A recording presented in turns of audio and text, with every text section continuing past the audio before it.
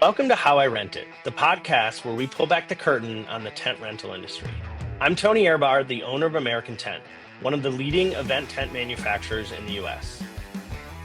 As someone who got started in the event rental industry over 10 years ago, I'm excited to bring you the stories behind the people who keep events running smoothly. Was watching an episode of Shark Tank one night, had a couple of beers, and went on Craigslist, and in Green Bay was a tent rental business. At the end of the day, failure was not an option. I'm going to do this. Is this your first time on a podcast? It is my first time on one, listening to one, seeing one. Yes, sir. Each episode, we'll talk to inspiring event rental business owners to learn how they got started, the challenges they've faced, and their secrets to success.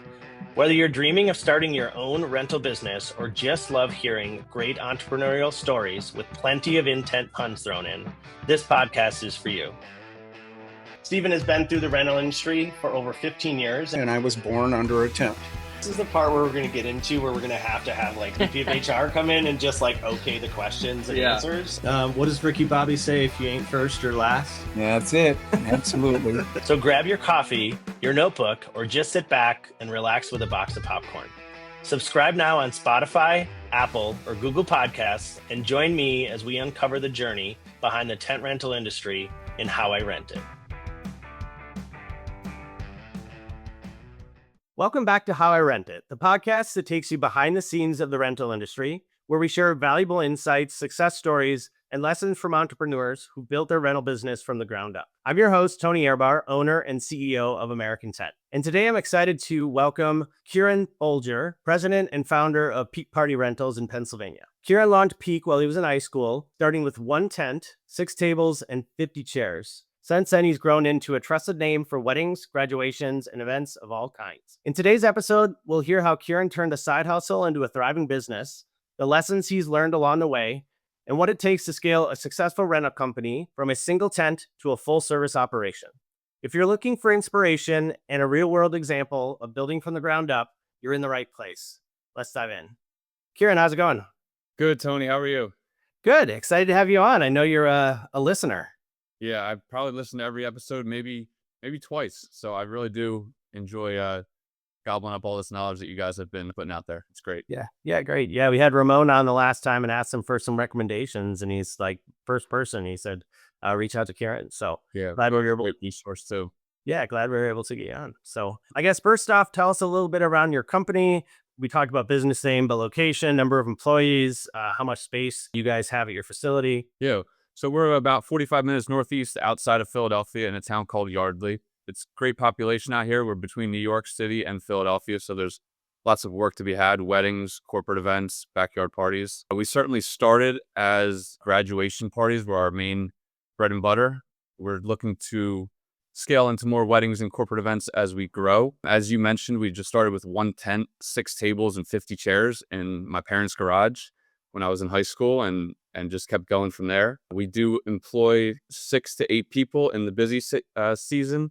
And then we do lose a lot of workers that go back to school that are seasonal, but that kind of comes with the business. And this year we've done a great job in having more year-round labor so that when the fall gets very busy again, we aren't scrambling for workers at the last minute like we have in the past. Yeah, got it. So high school, I can't gauge how old you are. How long ago was high school? I'm 32 right now, so a good while ago. We certainly did an LLC when I was in high school, but I had that 20 by 30 Anchor Century Mate. And they were only plastic tables. We had some Samsonites, and we just started running with that. Just curious, what was it about tent rentals that got you excited as a high schooler? And that's an interesting question. My dad sort of got me into this industry. He did pharmaceutical sales for a long time and always had the entrepreneurial bug though. So we went to a neighborhood barbecue and somebody had rented a 20 by 30 or 20 by 40 tent with the tables and chairs. And he asked the neighbor kind of where he got the tent and maybe how much they rented it for. And it sparked an idea between the homeowner who had rented it and my dad. So they kind of sparked up their own business. They were probably weekend warriors. They grew it to a decent size, but my dad ended up walking away from that business before I could say that I was interested in trying to take it over. At that point, I was probably still in middle school, but I would go in the truck with him, listen to how he talked to customers, and I thought it was neat. So when he sold it, he did keep that one tent so that if we ever had parties at our house, certainly we didn't have to go to a rental company and spend money doing that. We could put it up ourselves. Yeah. So that's what really sparked it. I looked up to what my dad was doing, and I thought it'd be neat to chase after it. But in high school, it was really my only source of income. So I just took that tent, and as a young entrepreneur, just tried renting it to anybody I knew. I only had like a 6-foot trailer. Like it wasn't even an enclosed trailer, just a little 6-foot trailer. Yeah. Tables were certainly stacked taller than the rails of the trailer. I pull it with a Ford Explorer that I was handed down from my parents. So the 15-foot center poles were getting duct taped to the roof rack of that Ford Explorer, which is super illegal. But that's all you have in high school. You just try to make it work. And luckily, we never ran into any issues there. But looking back on it, it's quite funny how that's all we had. So we just ran with it. Okay. So talk me through high school. Did you go to college or did you just start right in on this? So I went to college. I bounced around a few places. I started playing college basketball at first, realized that wasn't the path for me. So I transferred down south to North Carolina, Wilmington, and then ended up coming back and finishing at Temple. So my first love was basketball, and then it transferred into business and this industry. I got the bug in basketball, and now it's this business. So started in college. I just had really my friends would come help me. And I've heard other people talk about how they've had friends and family help them start these businesses. Yep. And the friends would enjoy doing it, but sometimes I couldn't get them to not show up in flip-flops, or they wanted to play music that I was like, guys, we got to take this a little more seriously. But it's kind of how it started. And some of them stuck with me. I mean, I have one buddy, Greg, who was with me for a long time, and then he went to the Marines, and he's still in my corner. And these guys have supported me through the very beginning of this journey. So when you got back from college, is that when you kind of jumped in, bought some more inventory and started expanding? Yeah, I graduated from college in 2017, and only a few short years after that, COVID had hit, and that was really what probably sparked the most growth in the business. We grew fast because we were able to land some contracts that otherwise we wouldn't have gotten if COVID hadn't hit. And I don't know that I would have felt as comfortable purchasing the equipment if we didn't have these contracts in place to quickly roll out tents for outdoor dining for months at a time. So it was less labor as well. You put it up once. We know how the wedding business goes. You put it up once, take it down, bring it to somebody else. Put it up once, take it down, bring it to somebody else. So Yeah. the COVID work was great, and it went on for a little while, but it helped us grow our inventory, I would say, much faster than otherwise we would have been able to. Yeah. I'm guessing you charge for some of those jobs more than the tent cost you. And so it paid for an asset, right? And they were paying in full. Like they would do a 4-month deal, and I was able to get them to pay in full. It wasn't even month to month. So we already had the financing to go get the tent that otherwise I wasn't even in some of these products yet. Say a 30 by 60 ketered frame. I didn't have that. I had one 30 by 45 maybe, and we added to it. We got up to a 40 wide frame, which again, we were in over our head. We didn't exactly know what we were doing, but we had good people to help us walk through it. And now we're much more proficient with those products. Okay. So funding that growth, most of it was from that COVID money. Did you put in any other money as you've been growing, or have you been using the profits from the business to help you buy? Really just reinvesting into the business with the profits that we make from it. Certainly it's a capital intensive industry like we've all come across. I mean, if you don't have the product, you can't run it. So we do certainly reinvest all the money back into the business, but in order to grow with products that we don't maybe have the financing for or a deep client base to rent from that particular product, we'll sub-rent it from local companies that we have relationships with. So that's another way too. If you're just starting out, certainly continue to grow and serve your customers while not having to buy, say, 200 Chiavari chairs that cost a lot of money and are difficult to store. Yes, they are. Talk to me about sub-renting and how you approach those local companies, because sometimes they're a direct competitor, right? So Absolutely. what was that conversation? The ones that we usually sub-rent from are significantly larger than us, and they have a great name in the industry. So as long as you kind of show them respect and take care of their products, they have no problem renting to you. That's what I found. And we usually am able to get some type of discount, sub-rental discount from these people. Yep. And they do a great job with it. So as long as you kind of respect them and respect their equipment and show up on time when you say you're going to come pick up the equipment, maybe have an extra guy in the truck so that when they're putting it onto your truck, they're not pulling guys from their warehouse to have to help you do that. Just kind of how it's been so far. Yeah. Well, I mean, it allows them to rent things that they weren't going to rent that weekend. You're probably filling in gaps for jobs that they don't normally do. If you're doing graduations and they're big, they want to be doing big weddings or big corporate events. So, have you, over that time, have you found any items you were sub renting that you're like, well, besides Charvari chairs that you said, I absolutely don't want one of these, or vice versa? Any ones you found these rented so well, I'm going to get into it myself? That's a great question. Duratrack flooring was the first one that I said, I don't want to touch this. I don't want to do it.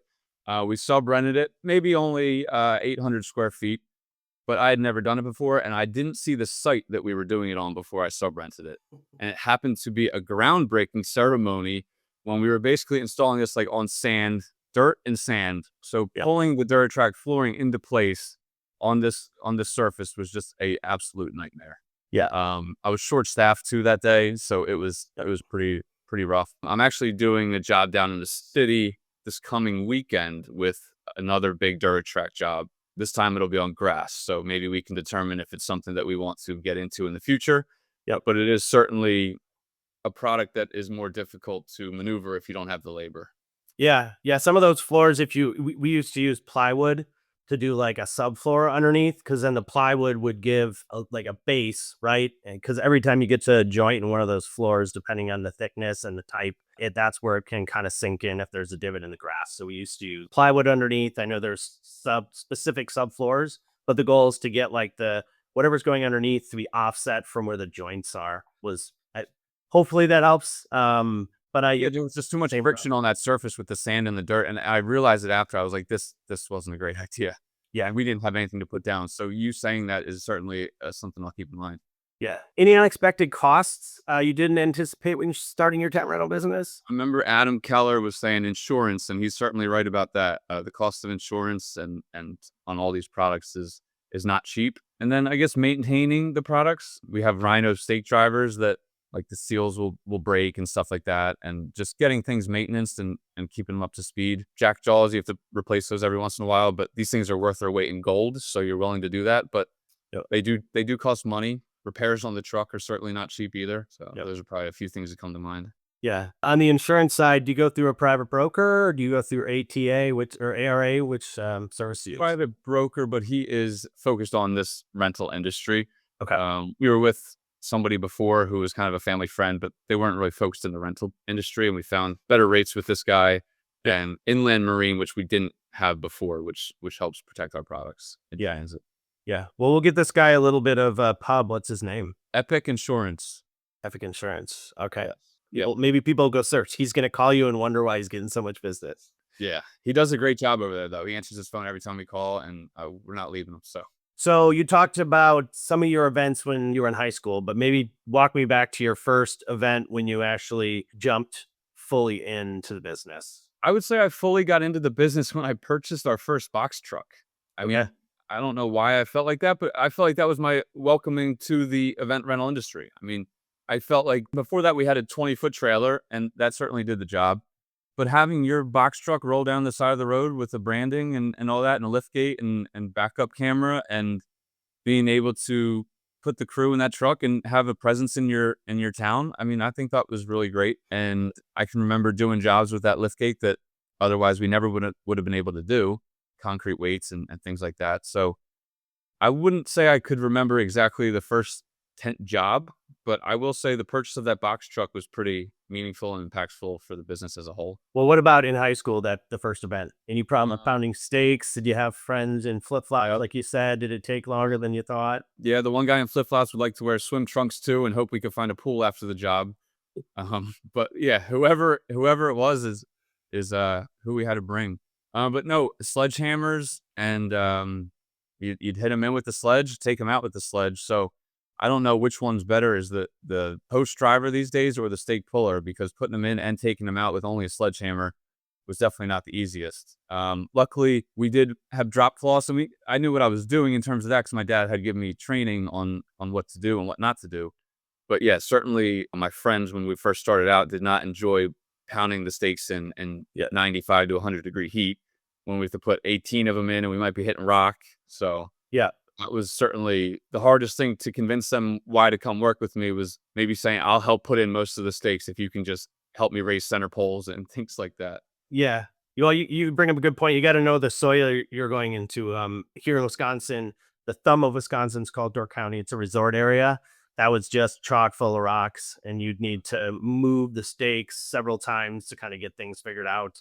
The trick is, if you had all basketball friends, you should have got some football players in the off season. They're the ones who want to pound those stakes to stay in shape. So, was there a defining moment when you knew the business was going to be successful? I do think COVID was a big step up, like I had said. We became more noticed in the community, and we're starting to make money like we didn't before. I mean, our revenue kept doubling during COVID, so that part was phenomenal. And I wouldn't say revenue is the only benchmark of a company, but we were certainly very profitable during that time, especially because we didn't have much labor costs. I mean, you'd put it up and it'd stay up for months at a time, so that was great. But yeah, I'd say COVID was the best thing that happened to us, and we kind of took off from there. Yeah, a couple of silver linings from COVID. Yes. The tent industry had several of them. Some had a rough time. Ours luckily had a great time. Yeah. What was the biggest challenge you faced when getting the business off the ground? Probably just labor. If you don't have the labor, you can't put up the tents. So there's many nights that I would be out there by myself, working all hours of the night, putting up 20 wides, which is all we had back then. So finding labor, and there were a lot of sleepless nights not knowing where my labor was coming from. Because to keep the labor, you need year-round work for some of them, and that just isn't possible in this industry unless you're at a certain size. I'm sure you know in Wisconsin, same here.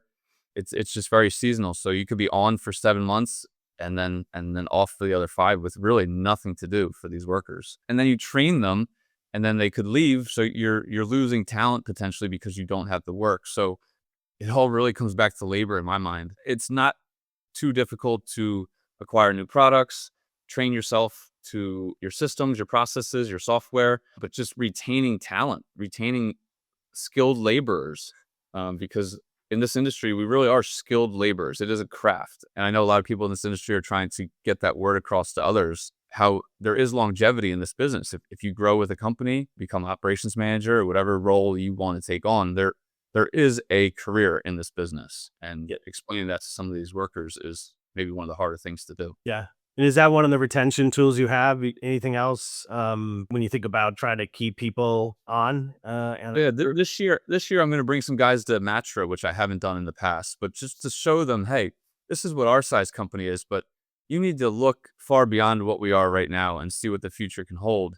Right. And if you come along for the ride, I mean, I hope Peak Party Rentals goes to great places. And if that's the case, you might not be the guy driving the truck or hitting the sledgehammers all day long. I mean, you're going to be routing the trucks. You're going to be maybe purchasing equipment. You're going to be talking to clients, doing site visits. A lot of things that I'm doing right now, that can be your role in the future. You won't be sweating it out in the field all the time, but for them to see what's possible and see some of these larger tents and products that they probably don't even know is out there, right? Because they handle our products, which are great. We buy from top of the line companies, but they don't know what the garden tent is. They might not know what a sailcloth is. They might want to get one and try to talk you into things. So maybe it's a double-edged sword bringing them to the show. The tent games, they are really fun. I'm sure they'll have a good time. Tent games. Yeah, Great. Throwing a sledgehammer, that's a pretty good time. Do you get out much? Do you swinging sledgehammers or using your stake pounders, or are you mostly up in the office? I'm getting out of the field more and more as the years go on. I'm certainly there maybe 50% of the time, but I'm trying to trust my crew more. I certainly have a few drivers that can take the truck out, no problem. Trusting people is a big thing, but I'm becoming better at trusting my guys as they have more experience. So I have no problem letting them go out. I do enjoy going out if it's a nice day, especially in the fall. It gets a little crisp, the morning dew. I do enjoy going out from time to time. Do I like being out there on 100-degree days on blacktop? Probably not. But if it's a manageable job that we're not out there busting our butts too much, I do enjoy going out there, cracking jokes with the guys and driving around in the truck. So I could see myself doing that for a long time and not getting tired of it. Mhm. But as long as we have the systems and processes in place so that when I can't be there, the company still moves. That's the biggest thing. Yeah. Well, there's two parts to that. You got to be willing to go out in the field and work alongside the guys to show you're willing to do it.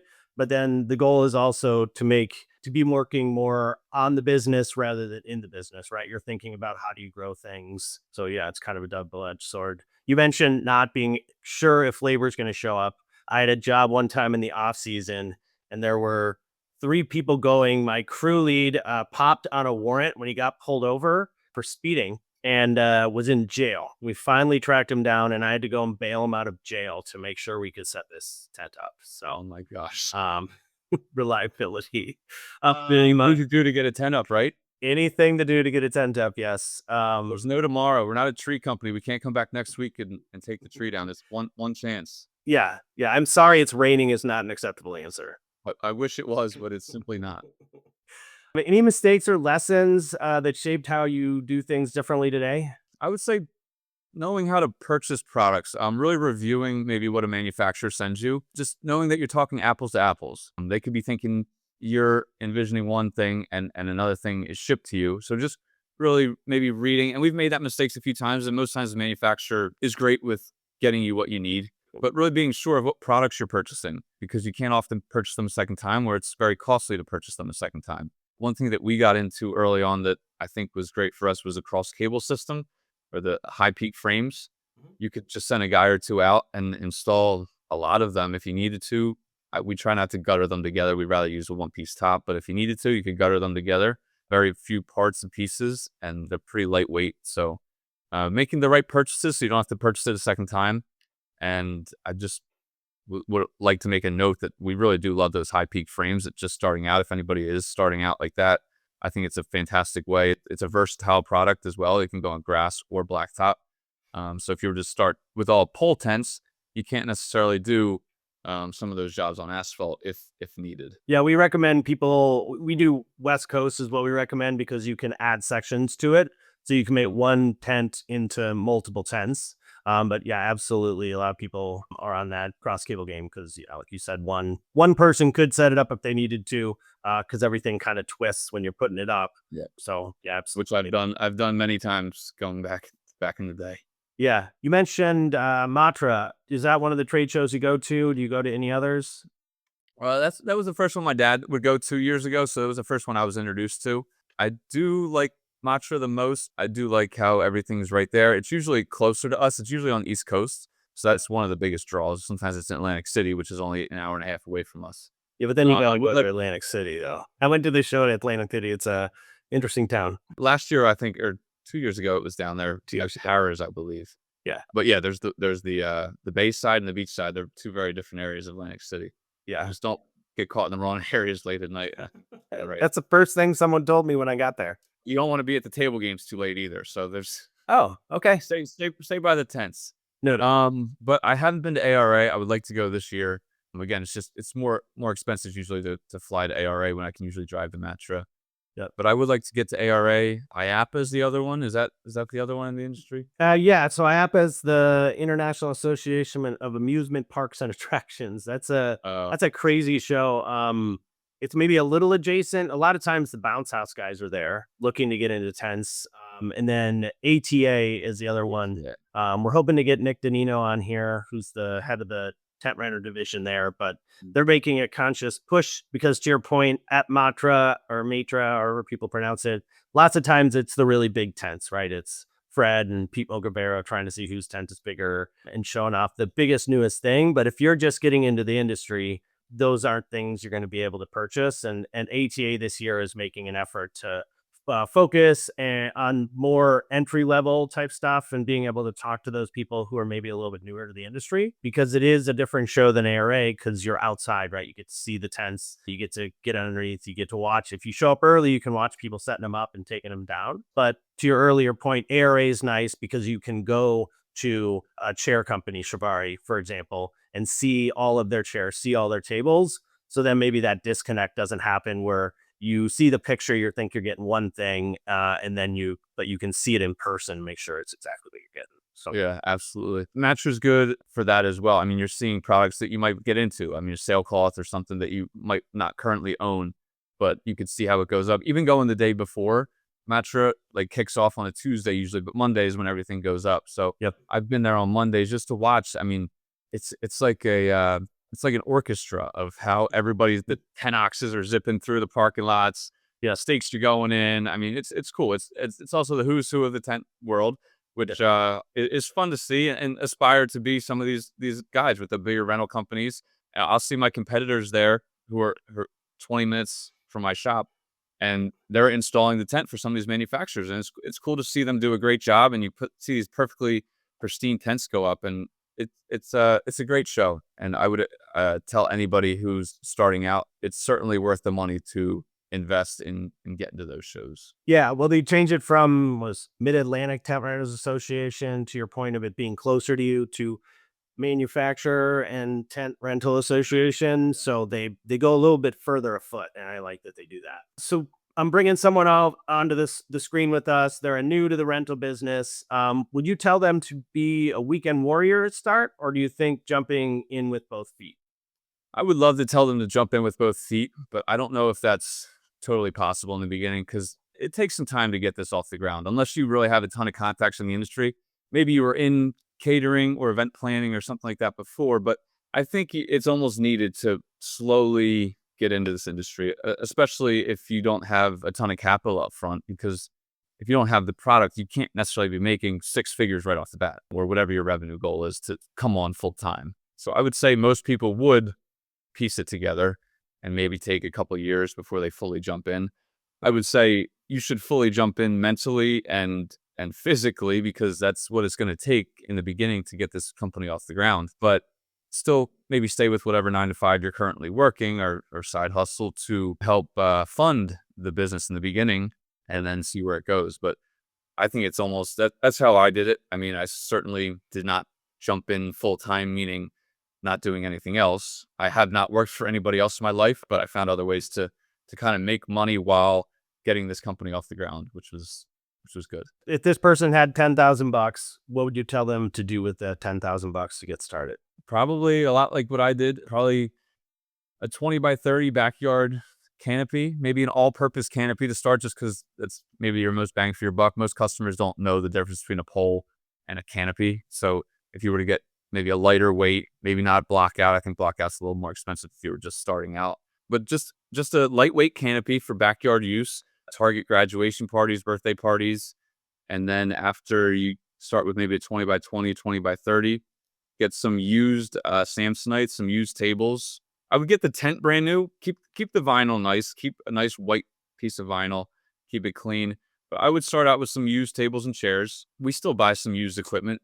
Tables and chairs for backyard stuff. People aren't looking for perfection in the backyard space sometimes. So Yep. and especially if a linen goes on top of it. I mean, you can get some used tables, some decent used tables. We've driven up to Vermont sometimes to purchase like a tractor trailer worth of equipment from Perry Armstrong, who's in Vermont, who has a great company up there. He was downsizing a little bit, and we purchased 150 banquet tables, hundreds of chairs, some 20 by 40s, and we made a trip up there with a 26-foot box truck and came back with a lot of good equipment that we weren't even sure if we needed that many banquet tables at the time, and it was one of the best investments we've made. So Yeah. you don't know what you need until you absolutely need it.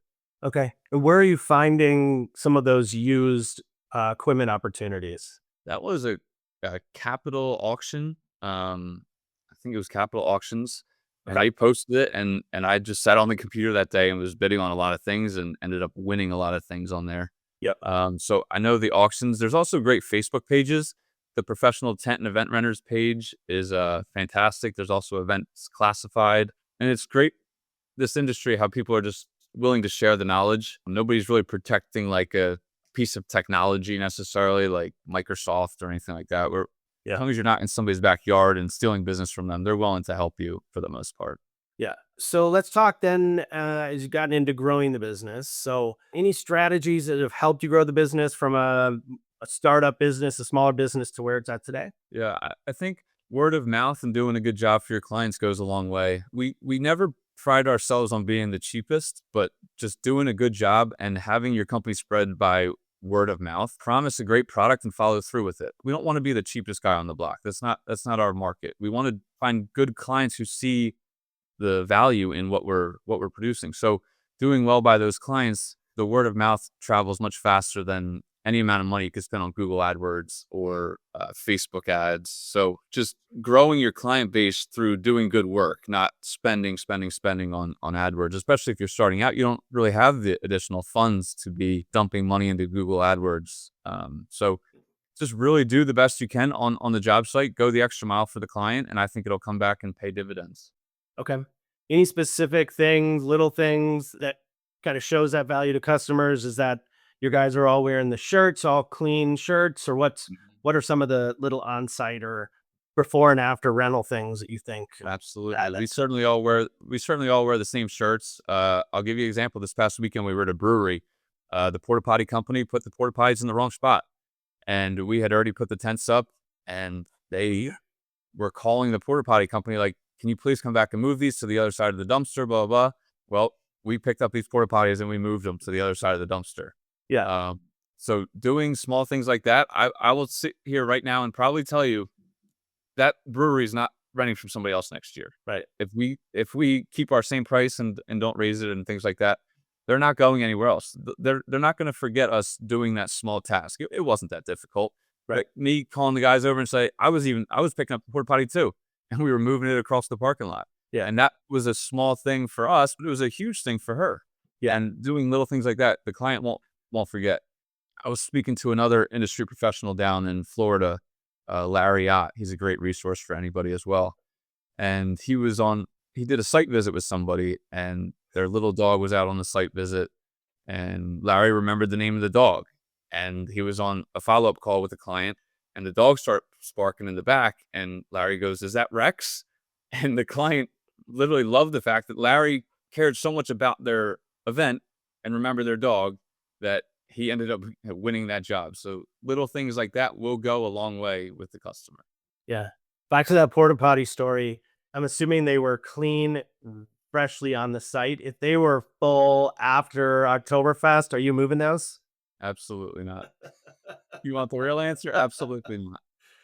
They were so light. There was nothing in them yet, so they were clean and ready to move. Fair enough. I don't think I'd want to move a toilet after an Oktoberfest or some type of thing at a brewery. So, any unique tools you use for the business up in the call it the office side of things? We'll talk later about some of the things out in the field. Good Shuffle Pro has been phenomenal for us. I mean, when I first started out, I would type in Microsoft Word as like a contract or an invoice or whatever, and it would just take forever.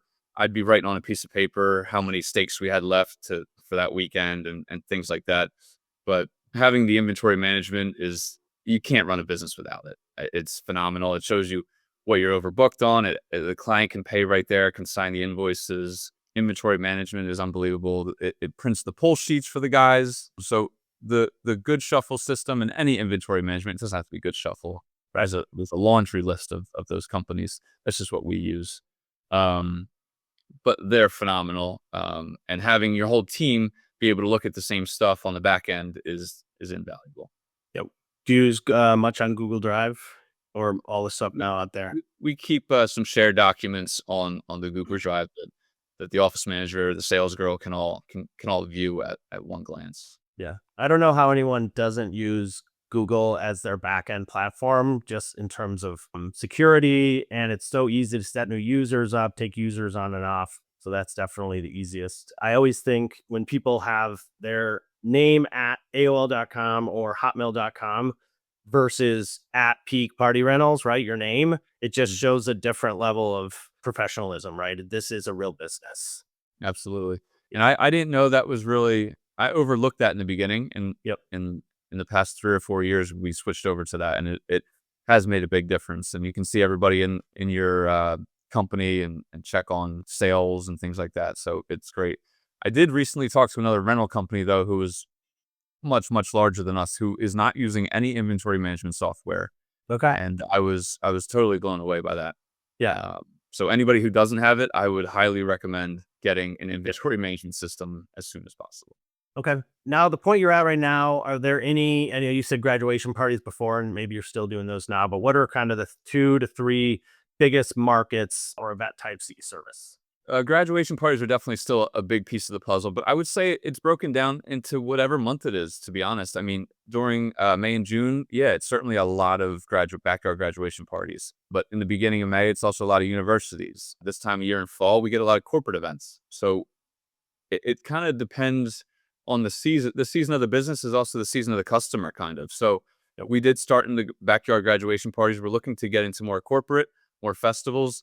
And one reason I'll probably say that is there's less to and from for those larger clients than if you were to drive to 10 different backyards to get a certain number of revenue versus going to one stop, delivering more equipment, and not having to take the time to drive to 8 different homes is really how you'll start to maximize profitability, in my opinion. Yeah. Do you do many weddings, or is that a conscious decision to stay away from brides? No, we would love to do more weddings. I think you need the product for it, though. So, for instance, you need a client who's willing to spend to make it look high end enough to be a wedding, right? So, some people want flooring, they want carpet, they want drapes, they want lights. But if their budget isn't allowing for that, then they can't. They're going to go indoors. So you're kind of fighting. What is your goal? Do you want to have it at your home or an outdoor venue, or do you want to be inside? Because once you bring air conditioning in, a dirt track with carpet and all that, I mean, sometimes you're pricing out the client. But if they want to be outdoors bad enough, then you could certainly install a beautiful tent. We go up to 40 wide poles. So some brides might want a 50 or 60 wide that we might not have. But we have found that plenty of people want to have weddings under 40 wide. So we have the dance floor, the staging, everything for that. Did a wedding this year that I was in for my buddy Kevin, and we really went all out for that one. We did the pole drapes. I mean, every stake had a stake cap on it. We did a drone flyover for it. I mean, we marketed it, and we've gotten calls from it. We've gotten calls from people I went to high school with, and they're like, "Hey, Kev's wedding looks freaking awesome. Like, can we get you to come over here and give us a price?" Yeah. So that one jump off point when we just went above and beyond for my buddy has been great for us. So doing little things like that get you into different markets that maybe you wouldn't have been in if you didn't go the extra mile for that one. So we certainly do a lot of weddings, but this one that we went really all out on for him has spurred more opportunities. Yeah, people want to see pictures. People want to be able. So the drone idea, I don't think enough people use the drones. I mean, they're cheap, they're inexpensive, and you could do it yourself now. But to be able to fly around the event, and especially if it's someone you know, them being okay with that, I mean, that's a thousands of dollars of marketing right there. Absolutely. Yeah. Yeah. I love, I have a young guy who has a drone company, and I mean, I could call him on a Monday and he'll be there on a Saturday to do the flyover. And sometimes the more impressive part of the flyover is some of these homes or these historic buildings that we're at.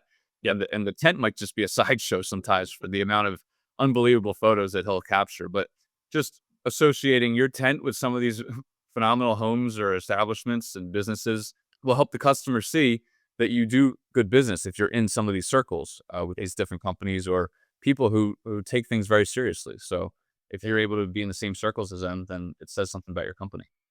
We used to ask the bride for their wedding photographer and then reach out to the wedding photographer to get any pictures they capture of the tent, or ask them if they'd take a couple extras of the tent for us. And that was always great. And I just be telling them you'll tag them on your social media, maybe to try to get them to send them over. Cross posting and cross tagging is great. Yeah.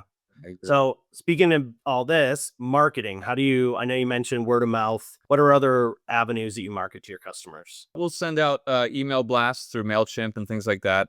Maybe quarterly, we'll send out those posts, maybe with new inventory that we've brought in, maybe ideas for weddings, things like that, just to spark the client's interest and see different things that they may not have known that we had in our offering. Because you could flip through a website full of inventory and it might not spark any ideas, but if you see a piece of equipment or a rental item with the tent around it with linens and tables and chairs, the customer sees a vision. So that the MailChimp and the email marketing has been great. We try to post as often on Facebook and Instagram, but if you don't have a big following on there, it's kind of a double-edged sword. If you don't have a big following, who are you really targeting? So you try to post as much as possible on there. LinkedIn can be great, especially we were talking about sub-renting. So showing other people in the industry that have companies such as yours, hey, I'm somebody that you should rent to. We take our stuff serious, and you're going to get your equipment back in one piece. We're not a fly-by-night company. We have insurance. Like, we're the real deal. So you should feel comfortable sub-renting to us. And if we have something that you need, we would be happy to do the same right on back to you. Yeah, for sure. So then talk me through how you manage your finances and ensure that you're profitable. We do a great job of keeping our labor costs real low. I mean, we're only around 10% of each job is our labor costs, which I've listened to some other podcasts in the industry, and I think that's on the very low end. Right. So I don't know whether to attribute that to some great workers that we have who are speedy and our system's great, or whatever you may chalk it up to. But we have been extremely profitable, and we hope to continue to be that way. I know there's the ARA tool for profitability that I probably should dive into deeper that I haven't, but those are tools that everybody should probably aspire to get implemented into your business. Yeah. Do you use QuickBooks, Xero? What's your bookkeeping software? QuickBooks. Yep. We use QuickBooks. I have a love-hate relationship with QuickBooks at this point. I think a lot of people do. Yeah, yeah. All right. So, any common or fatal mistakes you've seen other rental businesses make that you think would help our listeners? Maybe growing too fast, over leveraging yourself, taking on too much debt early and not being able to service the debt. We've been lucky that we haven't really had to go into debt too much. I think some business debt can be good, but jumping into too much debt too quickly, taking on clients too big, too fast. Just focus on what you're good at. Don't promise too much to the client and then under deliver. I think the way you grow the business is to make sure the client's happy and don't promise too much. Yeah. I mean, you promise too much and you don't deliver, you burn a bridge, right? Yep. You're not getting them back. No, not getting them back. All right. So let's jump into some rapid fire rental questions. What is one tool or piece of equipment you cannot live without in the field? I've heard jack jaws. I've heard stake drivers. I've heard 10-ox. We don't have a 10-ox yet. I'll give something else. And this might not be the most popular, but it's essential in my opinion. Hand wipes. The guys are touching stakes, they're touching greasy stake drivers, they're touching dirty poles, and then they're touching the vinyl, right? That's the last thing I want is these guys having black hands touching the vinyl and getting the vinyl all dirty. So I'd love to say stake driver, stake puller. I think those are shoo-ins. But I'd say we keep a tub of towels in the truck, and everybody has to wash their hands after every time you're pulling stakes or whatever it is. But keep your hands clean. We keep diagonal cutters in the truck as well, so that people aren't taking pocket knives to cut down whatever the client put up and then they slash the fabric. That's the last thing we need.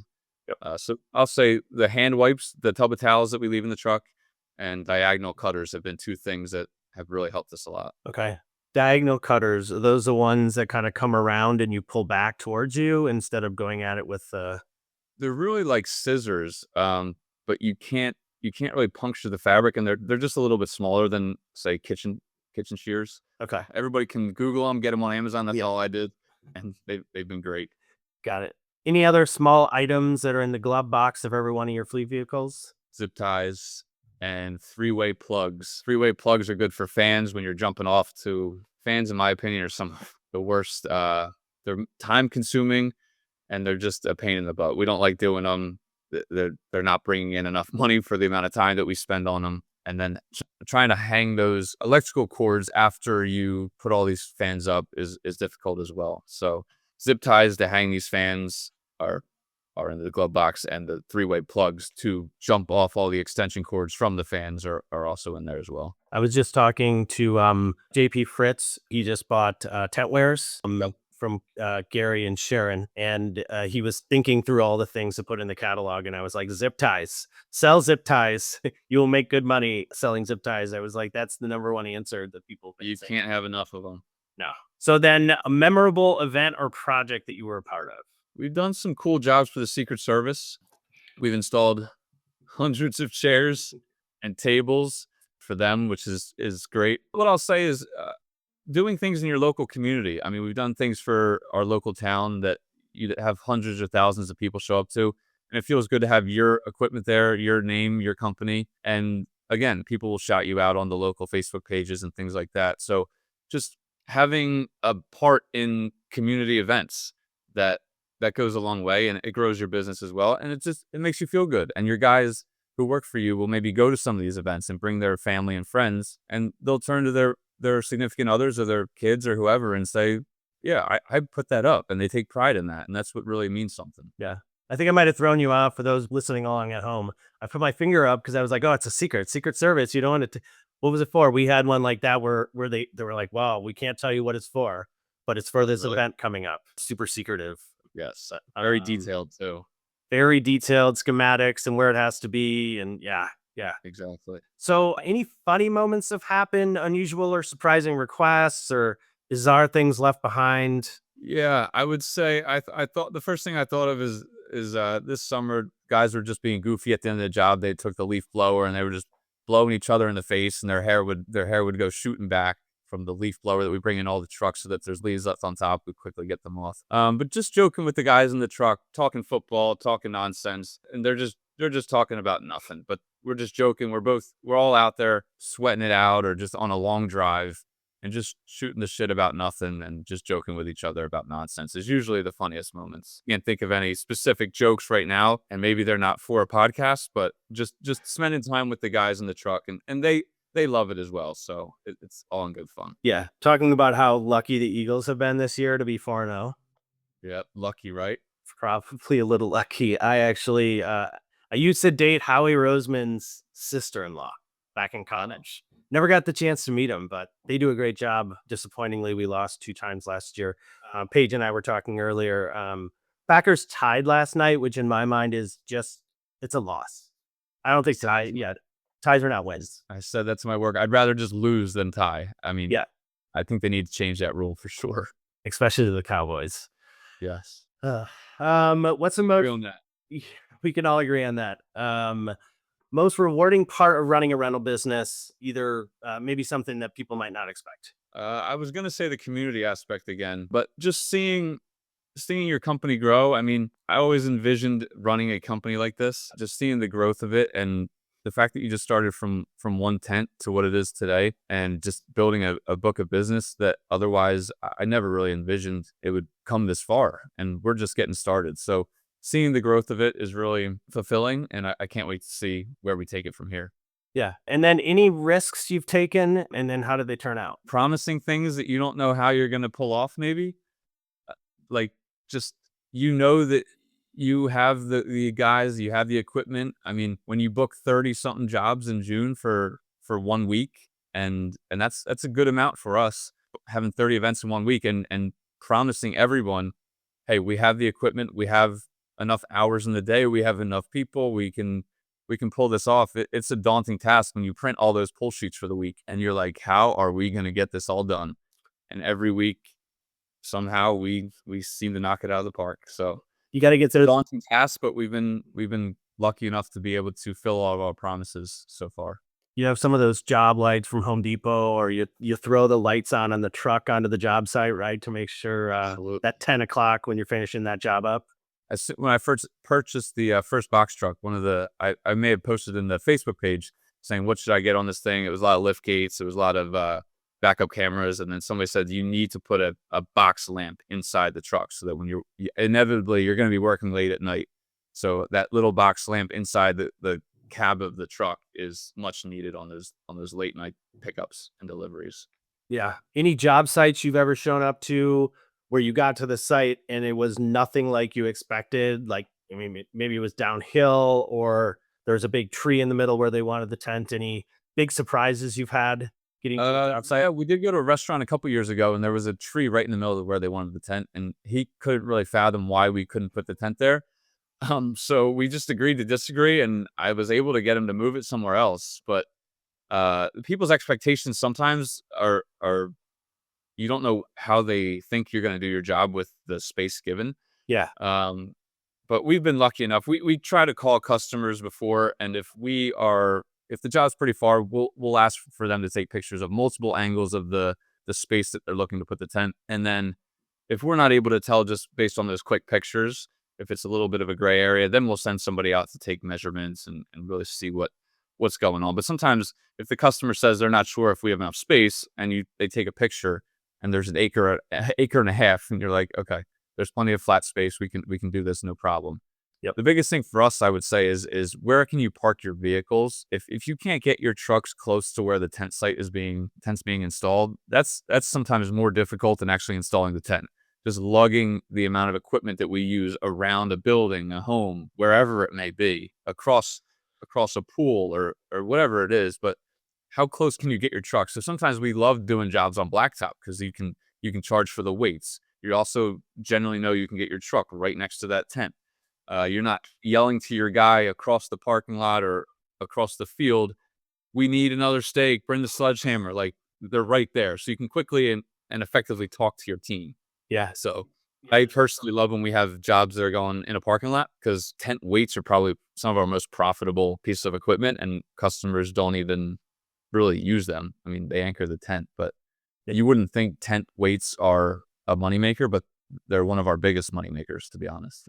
Yeah. I always like jobs that were on flat grass where they'd let you drive because you drive it around and you throw the stakes out at every single spot so you don't have to carry them all the way out there. Do you ever use This is a 10X when I get one day. Perfect. I love it. Except we don't have that yet.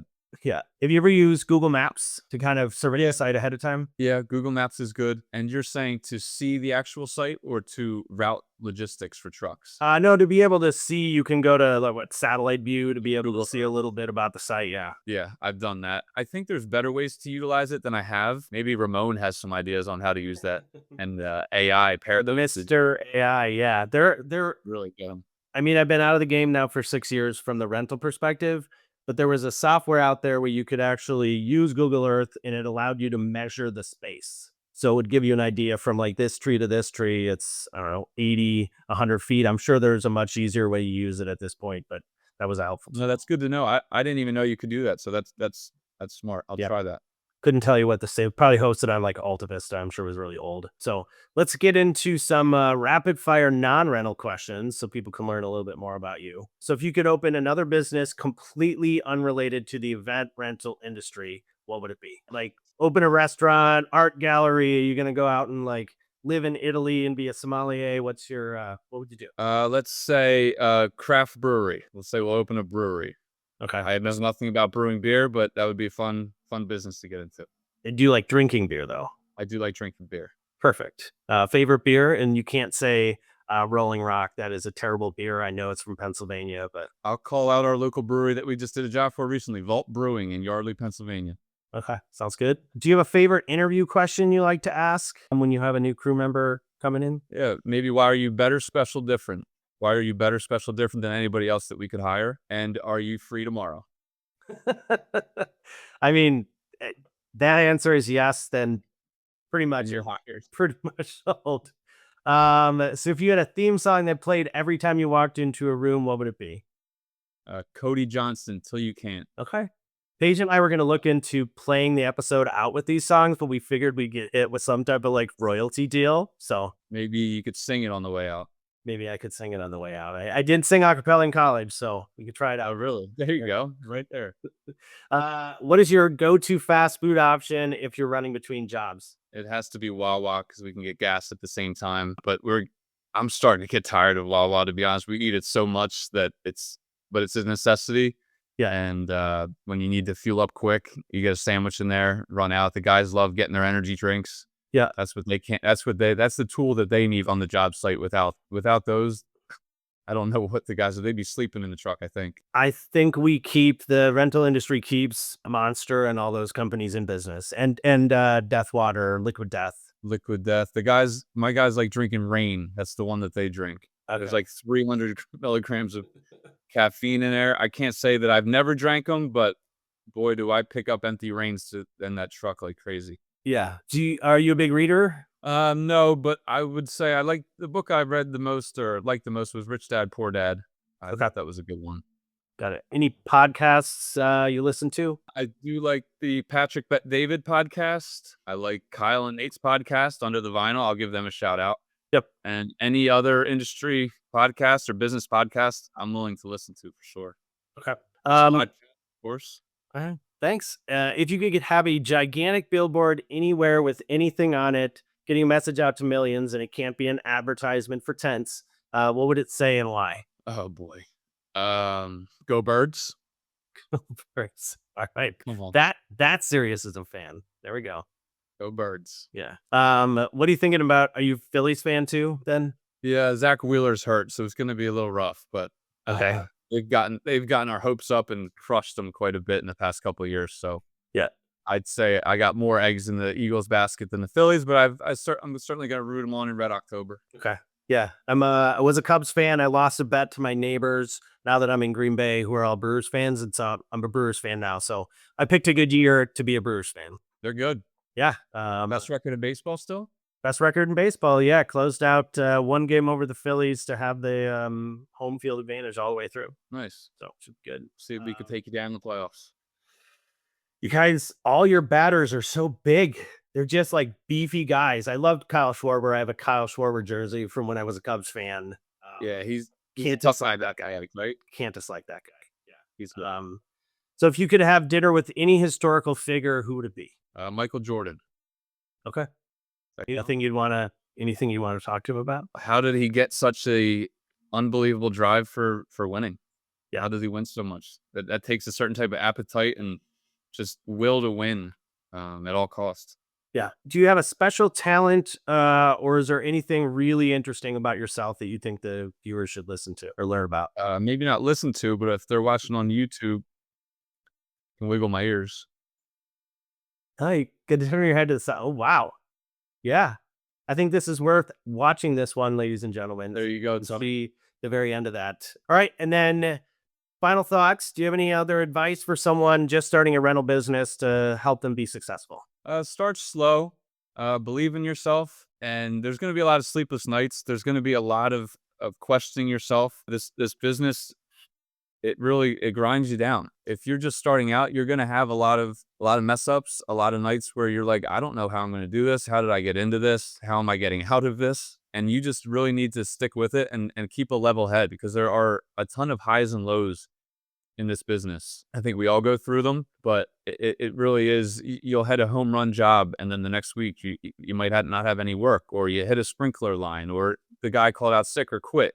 You're like, how am I going to figure this out, man? Like, you just keep getting hit with blows and blows, and then you hit a lick where you have a huge job. And you're like, this is amazing. This is why I got into this. Yeah. And then just the roller coaster ride of being a business owner in general. But I think the event rental industry too is very challenging in that aspect. Yeah. I mean, entrepreneurship is failing and learning and then failing again and learning again. So you got to be able to get through that stuff. I know you had A lot of go ahead. a lot of billionaires speak about they wish they failed faster. They wish they messed up sooner so that they had more time to learn from their mistakes. So that might be a good thing. Failure is a good thing if you learn from it. The definition of insanity is doing the same thing over and over again, expecting a different result. So if you're messing up and failing, just learn from it. But it is a good thing that you're experiencing. Yeah. Well, it can get kind of lonely. You mentioned it's just long, sleepless nights. You had mentioned you and Ramon are in a group together. You had a name for it. Yeah, the bag group that somebody had connected us on. So we talk every other week and hear how everybody's doing and what projects they're working on and maybe questions that they might have. And it's great because we're in different markets. I mean, Ramon's in Atlanta. I'm up here in Pennsylvania. So it's not like we're stealing customers from each other. So we're kind of an open book. Then there's other guys in the group as well that we communicate with. Okay. How'd you guys find each other? Larry Ott was actually the one that connected all the dots, and we're all about the same age, maybe similar sized businesses. And he put us all together, and we've been doing great ever since. Yeah. Cool. All right, Kieran, it was a pleasure talking to you. Go Packers in the middle of November when you play us here on Monday Night Football. Let's see. So that can be your one loss for the year. I'll be okay with it. I'm a big fan of the podcast, Tony. I really appreciate you having me on. Yeah, thanks so much. Want to start your own rental business? Visit americantent.com/tent rental and download our guide on 7 steps to start your own tent rental business. If you enjoyed this episode, please subscribe, leave a review, and share with a friend. For more great content, follow us on Instagram, Facebook, TikTok, and LinkedIn. And if you want to be a guest, email marketing@americantent.com. Thanks for listening to How I Rent It, and until next time, keep things intense.